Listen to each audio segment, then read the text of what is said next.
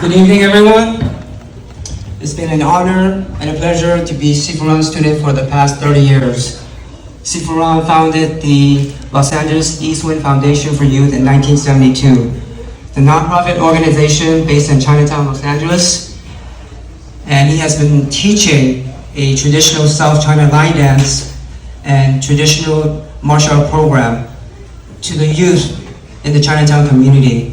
And this is all free of charge, and today is still free of charge. And I was one of those lucky kids that learned from him. I started training with him in middle school.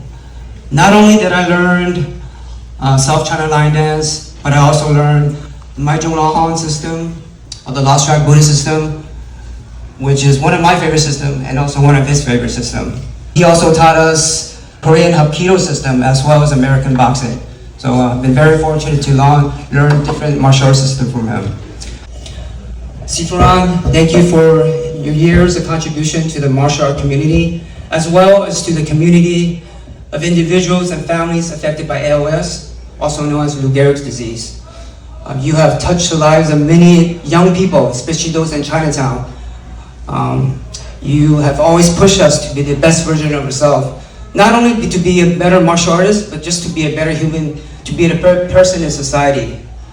I'm forever grateful and thankful for your years of instruction, for your mentorship, leadership, and advice. And of course, all the good laughs and the chats we have about family, about life, about our kids, about work, and of course, martial art.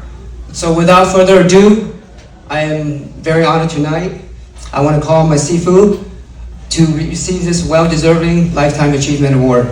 Sifu Ron.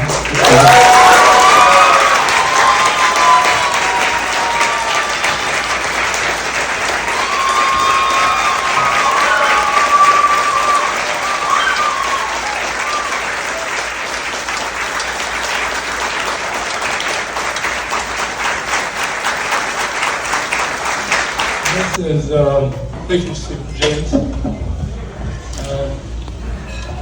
Thank you all very, very much. I'm truly humbled, honored, and grateful. The Lifetime Achievement Award after 40 years of being involved with Kung Fu, it doesn't get better than this. For this, I'm very, very grateful. Many thanks, Wayne. I love that Wayne. I love every one of those kids you see in that photo and sitting at those tables, especially those old guys who've got gray hair.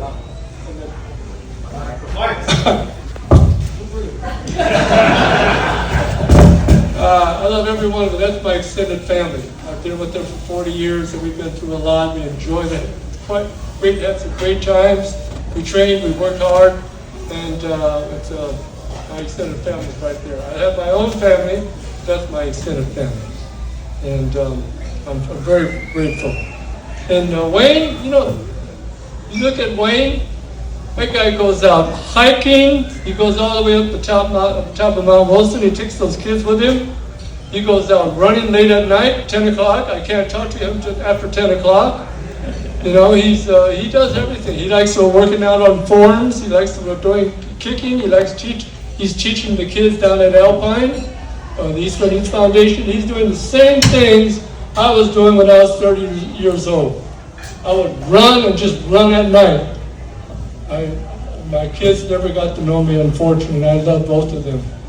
But I'd just run, I would bike, I would hike. That was my passion, That was how I got my freedom. Not freedom from my responsibilities, I took care of those. But freedom just from tension, from stress, from anxiety, from being grumpy. My wife appreciates it when I come home after running and doing my exercise and doing my push-ups and crunches and kicking and stretching and all that kind of thing. That's for me was my life. I don't need any. I had a job. I had benefits. I had my family. I had a home. I had food on the table. I had good times with friends. What else do I need? What else do I need? I don't need a new car. I don't need the best of clothes. I don't need all the vacations in the world. I have it all right here. keep life simple. You know, don't complicate it. And we'll all do better. I'm now 81 years old. I never thought I'd make it to 81. I never wanted to be 81. I wanted to be 30, 40, and keep on running. You know, one of the things I used to do, we used to train in Chinatown on Friday and Saturday nights. We would finish about 9 or 10 o'clock at night.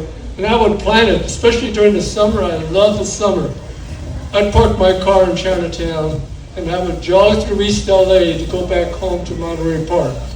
And I love that. Why? Because I get to see the people in East LA, and they're going, they're eating late at night, they're enjoying themselves. I love that. You know, it wasn't about how many miles I ran. That was like about 6-7 miles. It wasn't about how many miles that I ran. It was about the journey itself. You know, that's what we say, the journey itself. I love that. And one time I said, you know what, I'm going to jog from my house over there by where we used to have the tournament at East LA College. I'm going to jog all the way up to Pasadena. I had it all figured out. You know, the halfway point, I had some water there waiting for me. You know, and I would jog all the way up there because I knew I could do it, and I wanted to do it. And if I did it, that means I accomplished something. And the more things I accomplish, whether big or small, made me feel better. That means I could do more. If I could do this, that means I could do that. And if I could do that, that means I could do that. And so let's do it. As long as you fill out the action plan and you decide that you can do it, you know that because you did this already, then let's do that. That led me to at some point I said, you know, enough Chinatown, Los Angeles, East Wind, we're doing the parade all the time, we're doing this, we're doing that, same old thing. I equated that to all the kids playing basketball at Alpine Recreation Center. They'd love to play basketball over there. And they would have teams, and they would play the leagues and so forth. Well, okay, I played this league in Chinatown, in Los Angeles. Let's do something else. Let's go in the San Francisco, city of San Francisco Chinese New Year's parade. Why do we want to do that? Because we need to do something else. I wanted to put East Wind on the larger map.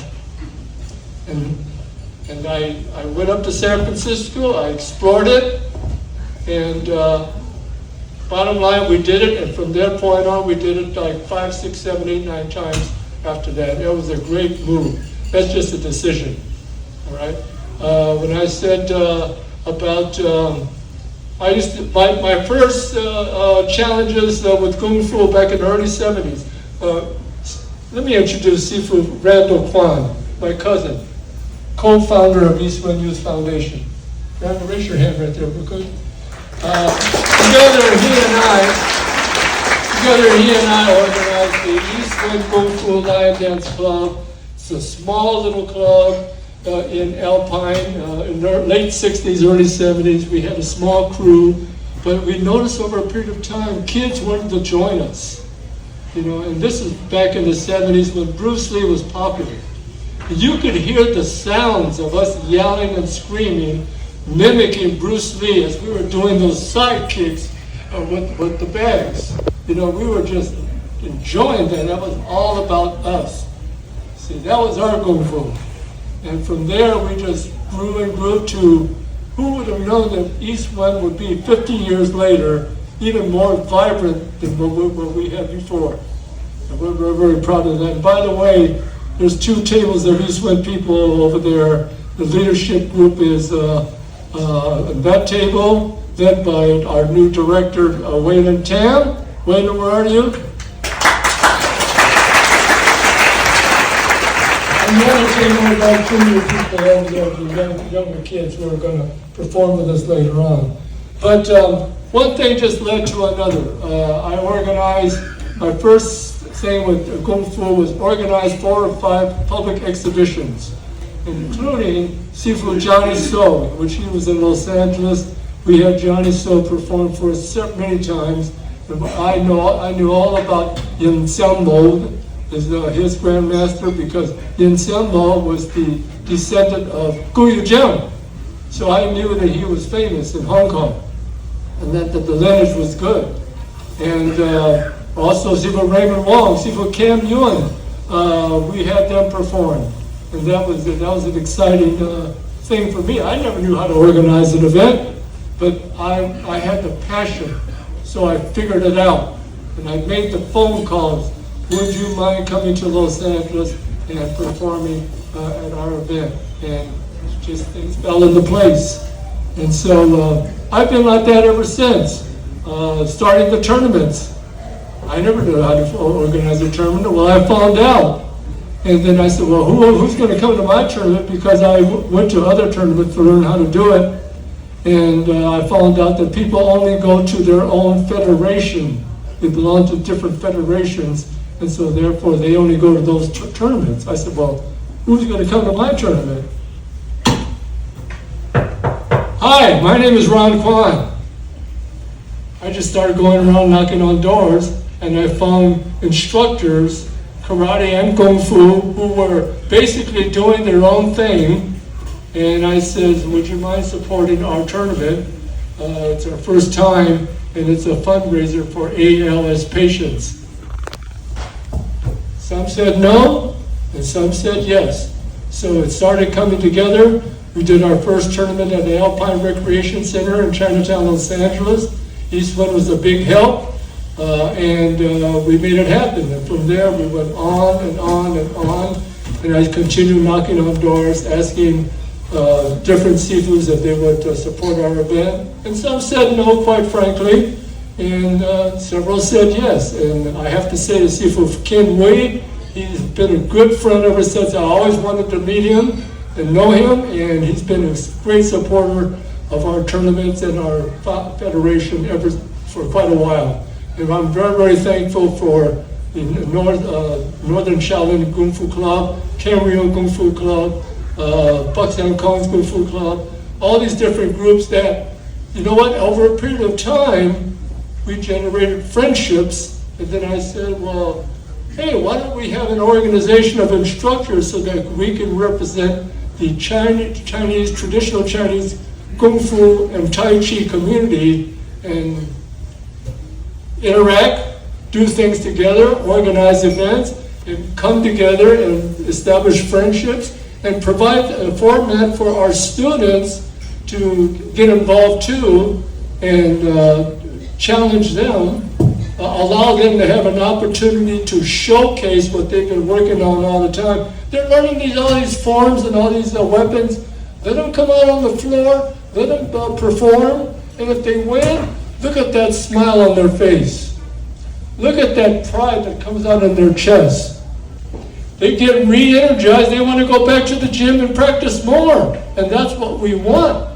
We want our kids to practice more. We want our adults to practice more. We want them to be interested. We want to motivate them. We're a very small community, and we need to find a formula to draw new people in. And that's what I'm saying. And this is a discipline that can teach you self-discipline, mutual respect, achievement orientation, friendship, camaraderie, and striving for the future. And with that, having said all of that, I would like to introduce the Eastman Youth Foundation and their martial art choreography, and I hope that you enjoyed it. Thank you, everyone. Thank you, everyone, for your support.